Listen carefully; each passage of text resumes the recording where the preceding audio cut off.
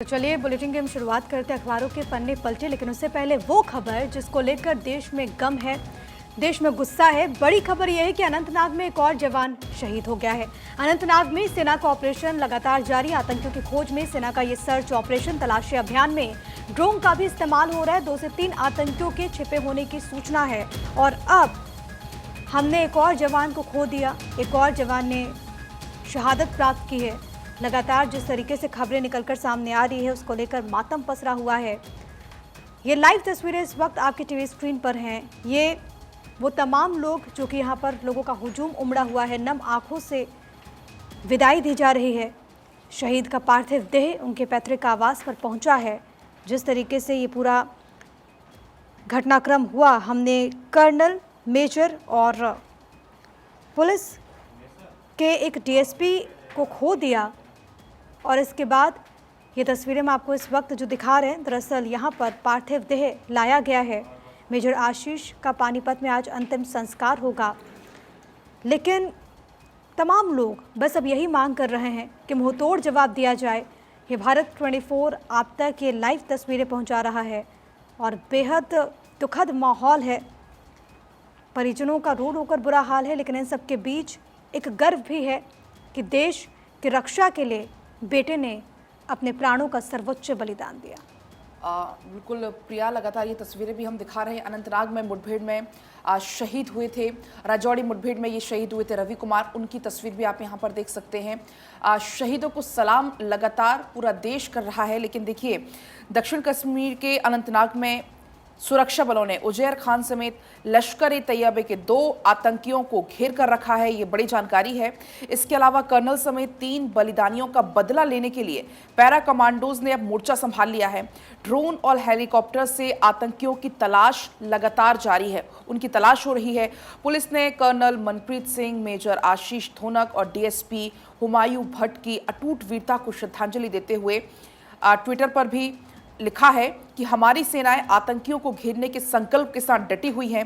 सुरक्षा बलों ने गुरुवार को दहशतगर्दों के खिलाफ अभियान शुरू किया। संभावित ठिकानों पर रॉकेट्स दागे गए, पर दूसरी तरफ जवाबी कार्रवाई नहीं हुई है। और ये देखिए किस तरीके से यहाँ पर तमाम जो लोग हैं वो अंतिम दर्शन के लिए पहुंचे हुए हैं शहीद के घर पर। ये वो तस्वीरें हैं रवि कुमार राजौरी मुठभेड़ में जो शहीद हुए थे, वो तस्वीर आपको हम दिखा रहे हैं। साथ ही कर्नल मनप्रीत सिंह आतंकी मुठभेड़ में जो शहीद हुए, और इसके अलावा मेजर आशीष धोनेक अनंतनाग मुठभेड़ में जो शहीद हुए। तो ये तस्वीरें पानीपत से हैं, जहां पर मेजर आशीष का शव पहुंच चुका है उनके घर पर, उनके पैतृक गांव में। और ये तस्वीरें उनके अंतिम दर्शन के लिए तमाम लोग यहाँ पर पहुंचे हुए हैं। उनकी शहादत को सलाम करने के लिए ये तमाम जो उनके परिवार वाले हैं, जो उनके जानने वाले हैं, वो यहाँ पर पहुंचे हुए हैं। लेकिन इसी बीच उनके परिवार का रो रो कर बहुत बुरा हाल है, और ये तस्वीरें आपको हम लगातार दिखा रहे हैं।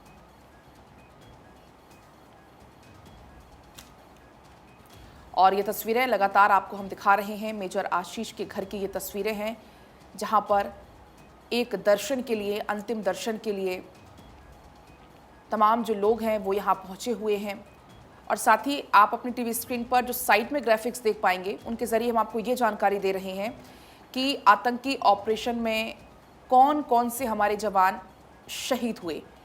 मेजर आशीष धोनक के घर की ये तस्वीरें जो कि अनंतनाग मुठभेड़ में शहीद हुए। इसके अलावा हुमायूं भट्ट डीएसपी जम्मू कश्मीर पुलिस में ये थे, और रवि कुमार राजौरी मुठभेड़ में जो कि शहीद हुए।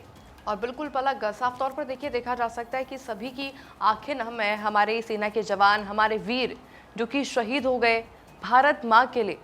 ऐसे में अब भारत में जो गुस्सा है अब बढ़ चुका है, क्योंकि बदला ज़रूर अब लिया जाएगा।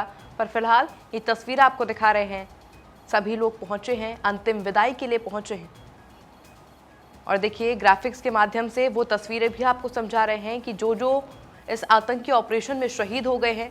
और साथ ही में ये घर की तस्वीरें जहाँ पर लोगों का जमावड़ा लगा हुआ है, लोगों की भीड़ वहाँ पर मौजूद है, क्योंकि सभी अंतिम विदाई देने के लिए वहाँ पर पहुँचे हैं।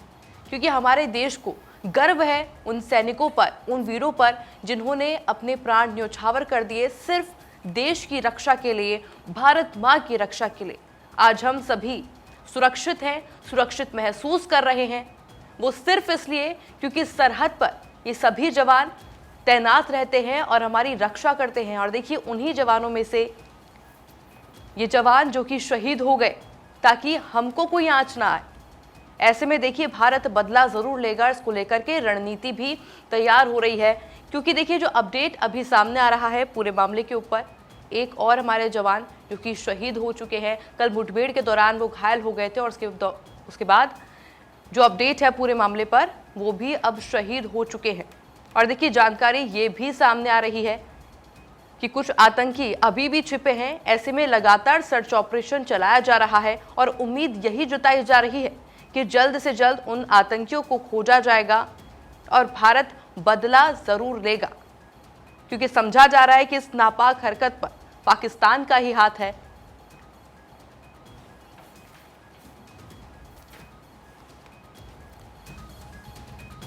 और अब आगे बढ़ेंगे, बड़ी खबर आपको बताएंगे मध्य प्रदेश से, जहां पर प्रत्याशियों के नामों पर मंथन तेज हो चुका है और आज जारी हो सकती है प्रत्याशियों की लिस्ट। बीजेपी की दूसरी और कांग्रेस की पहली लिस्ट आज जारी होने की संभावना। युवा चेहरों पर पार्टी का फोकस सबसे ज्यादा है। तो मध्य प्रदेश में प्रत्याशियों के नाम पर मंथन तेज हो चुका है। परसों ही प्रधानमंत्री नरेंद्र मोदी ने बैठक की, सीईसी की ये बैठक हुई और इस बैठक में संभवतः उन नामों पर भी चर्चा हो चुकी है। अब बस लिस्ट की घोषणा होना बाकी है। अब चुनाव बहुत नजदीक है। हालांकि बीजेपी हर बार अपनी लीक से हटकर इस तरीके से इस बार कर रही है कि चुनावों की तारीखों का ऐलान अभी नहीं हुआ है, लेकिन उसके बहुत वक्त पहले उम्मीदवारों के नाम पर, प्रत्याशियों के नाम पर मंथन तेज हो चुका है। देश के 14 वरिष्ठ पत्रकारों के विरोध के मामले में अब विरोध शुरू हो गया है। INDIA गठबंधन की तरफ से लिस्ट जारी होने के बाद अब बीजेपी और न्यूज ब्रॉडकास्ट फेडरेशन ने विरोध जारी कर दिया है। बीजेपी ने प्रेस रिलीज जारी करते हुए इस फैसले की कड़ी निंदा की है। वहीं न्यूज ब्रॉडकास्टिंग फेडरेशन ने इसे आपातकाल के दौर से जोड़ते हुए अलोकतांत्रिक बताया है। क्योंकि देखिए जिस तरह से लिस्ट सामने आई थी जिसमें तमाम नाम शामिल थे, ऐसे में बीजेपी के द्वारा ये भी कहा जा रहा है कि INDIA गठबंधन डर चुका है क्योंकि कई नाम उस सूची में जारी है, उस लिस्ट के अंदर जारी है। और ऐसे में देखिए एक तरफ जहां विरोध जताया जा रहा है, वहीं दूसरी तरफ आरोप प्रत्यारोप के दौर भी शुरू हो चुके हैं क्योंकि भारतीय जनता पार्टी के द्वारा इसको लेकर के कई सवाल खड़े किए जा रहे हैं।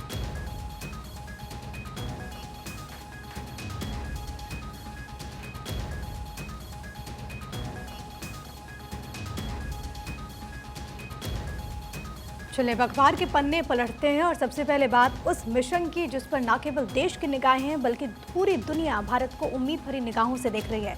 हम बात कर रहे हैं भारत के पहले सौर मिशन की, हम बात कर रहे हैं आदित्य L1 की। और सबसे बड़ी खबर यह है कि अब दूरियां और भी ज़्यादा कम होने लगी है। एक बार फिर से फायरिंग की गई है और इसके बाद ऑर्बिट को बढ़ाया गया है। ये सिलसिला बदस्तूर जारी। इसरो ने बाकायदा ट्वीट करके जानकारी दी और अगर हम न्यूज़पेपर्स को देखें तो न्यूज़पेपर्स ने भी बहुत प्रमुखता के साथ इस खबर को तरजीह दी है। आपको मालूम है कि आदित्य L1 को लैंग्वेज 1 पर जाना है और उसकी जो दूरी है वो पृथ्वी से 15 लाख किलोमीटर है। लेकिन अब ये जो सिलसिला है, हालांकि ये पूरा जो मिशन है वो 100 दिन से अधिक का है, लेकिन अब ये जो सिलसिला है वो बहुत तेजी के साथ आगे बढ़ता हुआ आदित्य L1 ने अगली कक्षा में प्रवेश कर लिया है। आदित्य L1 ने सफलतापूर्वक चौथी बार अपनी कक्षा को बदल ली है।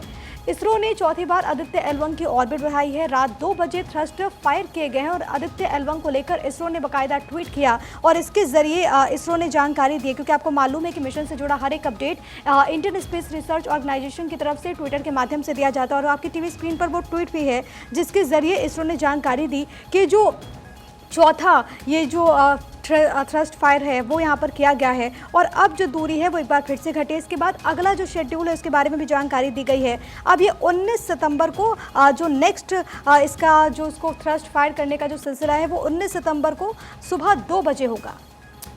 बिल्कुल प्रिया, जिस तरीके से अगर आप इसको सरल भाषा में समझें, चूंकि आदित्य L1 को काफ़ी लंबी दूरी तय करनी है और इसीलिए उसके जो ऑर्बिट है वो बार बार बदले जा रहे हैं ताकि उस स्पीड में आगे बढ़ सके आदित्य L1, क्योंकि बहुत लंबी दूरी तय करनी है। इसको आप एकदम सरल शब्दों में 5 पॉइंट्स में ऐसे समझ सकते हैं। पहला पॉइंट तो ये है कि PSLV रॉकेट ने आदित्य को पृथ्वी की कक्षा में छोड़ दिया। 16 दिन तक पृथ्वी की कक्षा में रहेगा। 5 बार थ्रस्टर फायर कर ऑर्बिट बढ़ाई जाएगी, जो कि धीरे धीरे लगातार बढ़ाई जा रही है। इसके अलावा फिर से आदित्य के थ्रस्टर फायर होंगे और ये L1 पॉइंट की तरफ आगे बढ़ जाएगा। इसके अलावा 110 दिन के सफर के बाद आदित्य इस पॉइंट के पास पहुंच जाएगा। लगभग 110 दिन का वो समय होगा। थ्रस्टर फायरिंग के जरिए आदित्य को L1 पॉइंट के ऑर्बिट में डाल दिया जाएगा। तो धीरे धीरे ये वही प्रक्रिया लगातार चल रही है। और बिल्कुल देखिए, इसी के साथ में अगली खबर का रुख कर लेते हैं। सनातन पर प्रधानमंत्री नरेंद्र मोदी का जवाब भी आ चुका है। बैकफुट पर INDIA, सनातन के मुद्दे पर पीएम मोदी का विपक्ष पर अटैक। और देखिए, राजस्थान पत्रिका इस वक्त मेरे हाथ में है और हेडलाइन में आपको बताती हूँ कि किस तरह से हेडलाइन में साफ तौर पर लिखा गया है। सनातन धर्म को समाप्त करना चाहता है घमंडिया गठबंधन। ये बात कही गई है प्रधानमंत्री नरेंद्र मोदी के द्वारा पीएम मोदी का इंडिया गठबंधन पर प्रहार, क्योंकि देखिए 50,000 करोड़ के पेट्रोकेमिकल प्लांट का भूमि पूजन करने जो प्रधानमंत्री नरेंद्र मोदी पहुंचे थे, उस दौरान साफ तौर पर प्रधानमंत्री नरेंद्र मोदी ने सनातन को लेकर जो बात कही और ऐसे में कहा गया है कि ये इंडिया नहीं, ये घमंडिया गठबंधन है। प्रिया, बिल्कुल। और देखिए, तमाम न्यूज़पेपर्स ने बहुत प्रमुखता के साथ इस खबर को तरजीह दी है। मेरे पास इस वक्त हमारा सहयोगी न्यूज़पेपर फर्स्ट इंडिया है और फर्स्ट इंडिया ने अपने फ्रंट पेज में लिखा है, ऑपोजिशन वांट्स टू डिस्ट्रॉय सनातन धर्म। ये प्रधानमंत्री नरेंद्र मोदी ने कहा है, क्योंकि बीते रोज वो मध्य प्रदेश और छत्तीसगढ़ पहुंचे थे। इसके अलावा अगर जनसत्ता के भी फ्रंट पेज पर आप देखेंगे तो यहाँ पर लिखा है कि प्रधानमंत्री ने विपक्ष पर किया हमला, कहा घमंडिया गठबंधन सनातन धर्म को तबाह करना चाहता है।